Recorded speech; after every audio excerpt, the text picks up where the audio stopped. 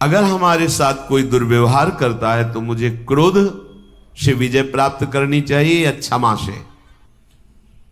तो उन्होंने कहा कि दोनों अपनी जगह ठीक है। ना तो सदा क्रोध ही करना चाहिए और ना सदा ही कोमल बने रहना चाहिए। विवेक पूर्वक देखना चाहिए कि इस समय आवश्यकता किसकी है, तेज धारण करने की या शांत होकर सहने की। जो इस विवेक को नहीं धारण करता है वो अपने सतमार्ग को खो देता है। अब आपके गुरु निंदा कोई कर रहा है, इष्ट निंदा कर रहा है, धर्म विरुद्ध आपके साथ व्यवहार कर रहा है, एक बार क्षमा करने का अवसर है। पहली बार जिससे मिले हो और वो गलती कर रहा है तो उससे क्षमा कीजिए। एक बार क्षमा, सावधान, अब दोबारा शब्द नहीं, एक बार क्षमा। अगर दोबारा तो आप में सामर्थ्य हो तो जबान बंद कीजिए, नहीं कान बंद कीजिए और वहां से निकल जाइए। दंड देने की सामर्थ्य अपने लोगों में नहीं है, क्योंकि ईश्वर दंडधारी है, हम उनके दास हैं, वो देख लेंगे। अपने को हट जाना चाहिए। उस सभा में, जिस सभा में अधर्म बर्ताव हो रहा है, यदि आप बैठे रहे तो उसी अधर्म के आप भी भागी बनेंगे। जिसमें संत निंदा हो रही, भगवत निंदा हो रही है, अगर वहां आप चुपचाप बैठे हैं, विरोध नहीं कर रहे हैं, तो वही पाप आपको भी लगेगा जो निंदा करने वाले को लगेगा। इसलिए या तो उठ के वहां से चल दें और या फिर उसका विरोध करें, सभा में खड़े होकर उसका विरोध करें कि आप ऐसा नहीं कर सकते। इसके करने से आप पाप से बच जाएंगे। अवसर देख करके कभी कभी शांत होना पड़ता है और कभी कभी भयंकर रूप भी धारण करना पड़ता है। इससे वो अपने परमार्थ को बचा लेता है। तुम्हें क्षमा का अवसर बताता हूं, जैसा मनीषी पुरुषों ने अनुभव करके सिद्धांत लिखा है। जिसने कभी तुम्हारा एक बार उपकार किया हो जीवन में, बड़े से बड़ा अपराध बन जाए तो उसको एक बार माफ कर दीजिए, क्योंकि उसने उपकार किया। कभी थोड़ा भी तुम्हारा हित किया है और उससे यदि अपराध बन जाए तो पहले के उपकार का स्मरण करके बिना दंड दिए उसे छोड़ देना चाहिए। जाइए आप, इससे तुम्हारा क्षमा बल बढ़ेगा। जिससे अनजान में अपराध हो गया है आपके साथ, उसे पता नहीं था, उसको क्षमा कर दीजिए। क्योंकि सबके लिए सर्वज्ञता सुलभ नहीं है। वो अज्ञानी है, अज्ञान के कारण अपराध बन गया तो क्षमा कर दीजिए। पर जिसको एक बार क्षमा कर दिया है और फिर वही अपराध तुम्हारे साथ कर रहा है, तो फिर उसके लिए क्षमा शब्द का प्रयोग नहीं, क्योंकि अब वो फिर तुम्हारे लिए बहुत हानिकारक हो जाएगा। उसके अपराध निवारण के लिए फिर कानून व्यवस्था है, धर्म व्यवस्था है। जो जानबूझकर तुम्हारे साथ बार बार अपराध कर रहा हो, उसको अब क्षमा करना ठीक नहीं है। ये शास्त्र आज्ञा करता है। एक बार क्षमा कर दिया शास्त्राबाहु अर्जुन को। बड़े क्रोध से भगवान परशुराम जी आए जब सुना कि जमदग्नि जी उनके पिता हैं, यहां से आश्रम का विनाश किया उसने और गौ आदि अपहरण करके ले गए। माता विलाप कर रही थी, तो उनका ऐसे समर्थ की मां विलाप कर रही, मैं इनका विनाश कर दूं। जमदग्नि जी ने कहा नहीं, पहला अपराध है, क्षमा कर दीजिए। हमारा बल क्षमा है। लेकिन उद्दंडता उनकी इतनी बढ़ गई कि उन्होंने वध कर दिया आकर दोबारा जमदग्नि जी का। फिर भगवान परशुराम ने क्षमा नहीं किया। अपने तेज बल से और फरसे के बल से पूरे वंश का विनाश, काट काट के पहाड़ लगा दिए थे। तो जो उद्दंड है, पाप पे पाप करता जा रहा है, उसके लिए क्षमा शब्द का प्रयोग नहीं है। उसके लिए दंड ही उसके लिए सही औषधि है। प्राणी कोई भी हो, यदि एक बार अपराध करे तो विचार पूर्वक क्षमा कर देना चाहिए। यदि जानबूझकर दोबारा अपराध करता है तो उसे, ये दूसरों के लिए नहीं अपने लिए भी लागू है। एक बार हमसे गलती हो गई तो प्रभु क्षमा कर देंगे। जानबूझकर गलती करो और सोचो कि भाई नाम या किसी से हम, तो उसको फिर नामापराध के अंतर्गत माना गया है और विशेष दंड का अपराधी। जैसे आपसे अभी तक गलती हो गई, पापाचरण हो गए, गंदे गंदे खाद्य और शब्द, आपने सत्संग सुना और अब लो नशानी अब ना नशई हो और भगवान की शरण में हो गए तो सब माफ हो गया, लेकिन अब नहीं होना चाहिए। अगर फिर होता है तो सब जुड़ जाएगा ब्याज सहित। जो दोबारा बार बार अपराध करता है उस अपराध के लिए दंड देने से ही उसका सुधार होगा, क्षमा से नहीं। अच्छी तरह जांच पड़ताल कर ले और जब ये सिद्ध हो जाए कि ये अमुक बार बार अपराध कर रहा है तो उसके क्षमा योग्य बर्ताव नहीं करना चाहिए, क्योंकि उसका सुधार हो जाएगा, उसके अपराध का दंड यदि उसे मिलेगा। कोमल स्वभाव और उग्र स्वभाव ये दोनों होने चाहिए। अगर कोमल ही स्वभाव एकदम बनाए रखोगे तो फिर धर्म का भी पालन नहीं कर सकते हो। कई बार जैसे कहा है कि आपकी दृष्टि में पावर होना चाहिए। आप देख के मुस्कुरा दिए, आप ऐसे सरल ढंग से देख, कोई भी आपको बात करेगा, छेड़ेगा, परेशान करेगा। अंदर से भगवत चिंतन चल रहा है, सबके प्रति भगवत भाव है, लेकिन आपकी दृष्टि में बचाइए अपनी दृष्टि को, तो आपकी दृष्टि में सामर्थ्य आ जाएगी। ऐसे ही आप जो देखते रहते हैं आपकी दृष्टि शक्तिहीन होती रहती है। संत अपनी दृष्टि को, जितना आप अपनी नेत्रेंद्रिय को फिर आप देखेंगे तो सामने वाले के अंदर जो अपराध वृत्ति भयभीत हो जाएगा।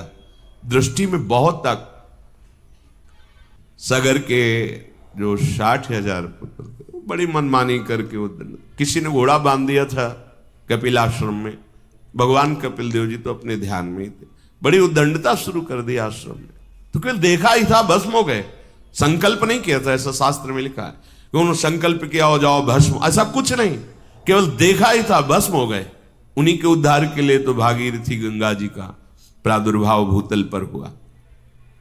तो सदैव कोमल स्वभाव नहीं रखना चाहिए।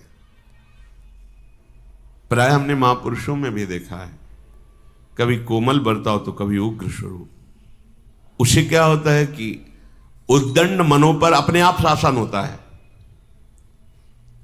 बहुत दयालु हैं, बहुत कृपालु हैं, बहुत करुणामय हैं, तो आप देखो तुम्हारे मन की दशा क्या। अरे कुछ नहीं, 2 मिनट के बाद तो देखते हैं ना। और जब ये पता है कि अगर तो फिर हमें दंड मिलेगा, निष्कासित कर दिए जाएंगे, नाना प्रकार का क्लेश मिलेगा, तो मन भयभीत होकर सतमार्ग में चलता है। इसलिए भगवान का कभी शांत स्वरूप देखा जाता है, कभी उग्र स्वरूप देखा जाता है। इसलिए कभी गुरुजनों को भी देखा जाता है कि बहुत शांत हैं, तो कभी बहुत दंड विधान पे लागू कर दे, जब बाहर ताला लगा दे, बात नहीं करने, नहीं अंदर प्रवेश निषेध, ऐसा ऐसा। उसे मन को जो आपराधिक प्रवृत्ति में उत्साहित हो रहा था वो भय लगा और सतमार्ग में चल दिया।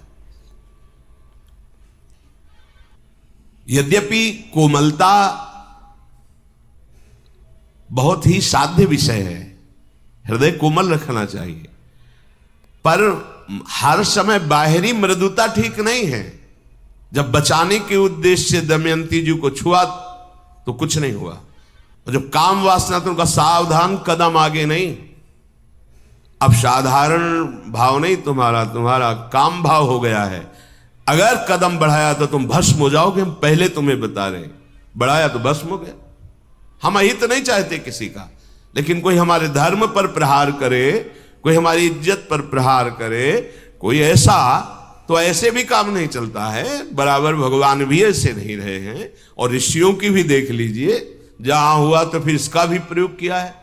कहीं तेज की जरूरत होती है, कहीं क्षमा की जरूरत होती है। हर समय क्षमा ही क्षमा नहीं, और हर समय तेज ही तेज नहीं।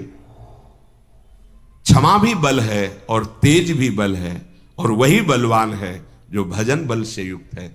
जितना तुम में नाम है, हाँ देखा है, नाम का प्रभाव देखा है, भजन का बल देखा है। इसलिए देश काल और परिस्थिति का विचार करके कि इस समय हमें तेज का प्रयोग करना है, या मृदुता का प्रयोग करना है दोनों। अब कोई हमारे गुरुजनों पर प्रहार कर रहा है, कोई आक्षेप कर रहा है, कोई गाली दे रहा है, वहां हमारे भगवान है, नहीं भगवान नहीं हो। अब पुष्प से पूजा नहीं होगी तुम्हारी। जिनके लिए प्राण समर्पित, अगर एक भी शब्द, तो ये प्राण हम समर्पित कर सकते हैं, लेकिन एक भी शब्द नहीं सुन सकते। ये तेज भागवती को होगा। सर्वम खलमिदम ब्रह्म की सिद्धि किए हुए महापुरुष की बात कह रहे हैं। एक भैरव सिद्ध करने वाला कपाली तांत्रिक भगवान शंकराचार्य जी के पास आया और कहा, महाराज आपके लिए देह तो मिथ्या है, कहा परम सत्य।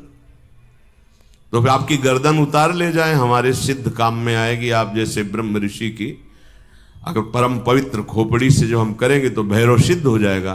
बोले हाँ, हमें कोई परेशानी, आप उतार सकते हो, पर अभी उतारोगे तो बहुत से शिष्य हैं, बाधा पहुंचा देंगे। प्रातः 4 बजे ब्रह्म मुहूर्त में आना, हम इस पीपल के नीचे ध्यानस्थ होंगे और तुम गर्दन उतार ले जाना। सत्य बोले, कोई ऐसा नहीं कि कोई प्लानिंग, कुछ नहीं, ब्रह्मस्वरूप। जैसे दधीचि ऋषि से देवताओं ने प्रार्थना की कि आपकी अस्त्रियों से जो अस्त्र बनेगा उससे वृत्तासुर मारा जा सकता, अन्यथा नहीं।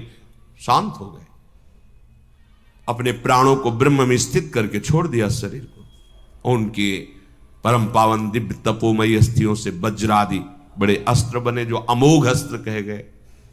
तो प्रातः 4 बजे वो कपाली भगवान शंकराचार्य जी की गर्दन उतारने के लिए जब आश्रम में प्रवेश हुआ तो स्वामी नरसिंहाश्रम जी ब्रह्मबोध सर्वम खलमिदम ब्रह्म, इसकी सिद्धि प्राप्त किए हुए महापुरुष गंगा से हुंकार मारी और दौड़ पड़े, और गुरुदेव के नजदीक नहीं पहुंचा, उठाकर पटक दिया, फाड़ दिया, जैसे नरसिंह भगवान ने हिरण्यकश्यप को फाड़ दिया उसको। हर समय क्षमा की जरूरत नहीं है, हर समय तेज की भी जरूरत नहीं, अत्यंत आवश्यक है। जहां धर्म जा रहा हो वहां प्राण जाना श्रेष्ठ है, धर्म जाना नहीं। जहां हमारे पूज्य आराध्य देव गुरुदेव का कहीं कोई किसी भी तरह से, वहां हमारे प्राण समर्पित होना परम धर्म होगा, ना कि वहां क्षमा।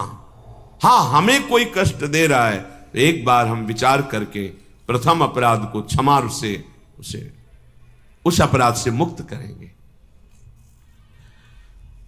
लोक में यदि उद्दंडता करने वाले पापी को क्षमा ही करते रहा जाए तो बहुत लोगों को भय प्रदान करेगा।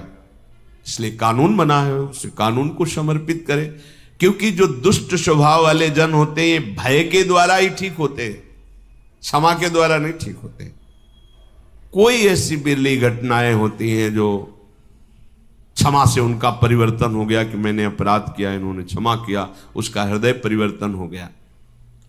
तो इसलिए महाराज आप सदैव क्षमा का ही आश्रय न ले। युधिष्ठिर से कहा कि आप सदैव क्षमा का ही आश्रय न ले। क्रोध, अगर इसको आप बार बार ही उत्तेजना में लाते रहेंगे तो ये क्रोध आपकी उन्नति को नष्ट कर देगा। दोनों बातें देखना है। ये जान लीजिए कि लोक और परलोक दोनों का नाशक क्रोध है।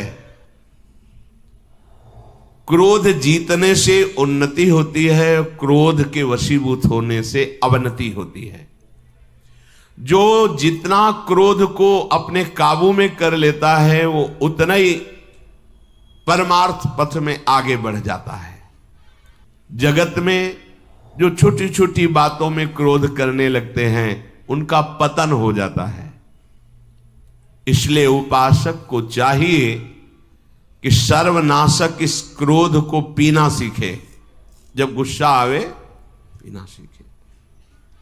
पीछे वर्णन कर चुके हैं। देखो, तेज और क्रोध में अंतर होता है।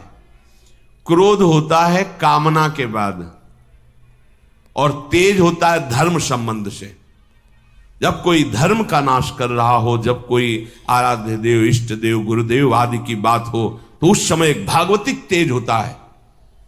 और जब हमारी किसी वासना पर प्रहार होता है, हमारी इच्छा पर फिर जो क्रोध होता है उसे पीना सीखना चाहिए। क्रोधी मनुष्य अधिकतर पाप में लग जाता है। अपने माता पिता को पीटते हैं, देखा है, ऐसा देखा है। क्रोध के वशीभूत होकर पूज्य जनों का अपमान करते हैं, क्रोध के वशीभूत होकर के जिनकी स्तुति करना चाहिए उनकी निंदा करते हैं, गाली देते हैं।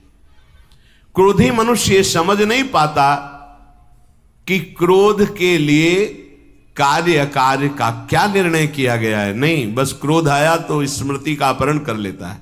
कामा संजायते क्रोधा, क्रोधा स्मृति विभ्रमा। क्रोध अगर अपनी चरम सीमा पे आ जाए तो अवध्य पुरुष की भी वो हत्या कर देता है। जिसकी पूजा में हमें तत्पर होना चाहिए उसका वो वध कर देता है। क्रोध अगर और बढ़ जाए तो अपने आप को भी आत्महत्या कर सकता है और यमलोक का अतिथि बनकर बहुत दुर्गति को प्राप्त होता है क्रोध।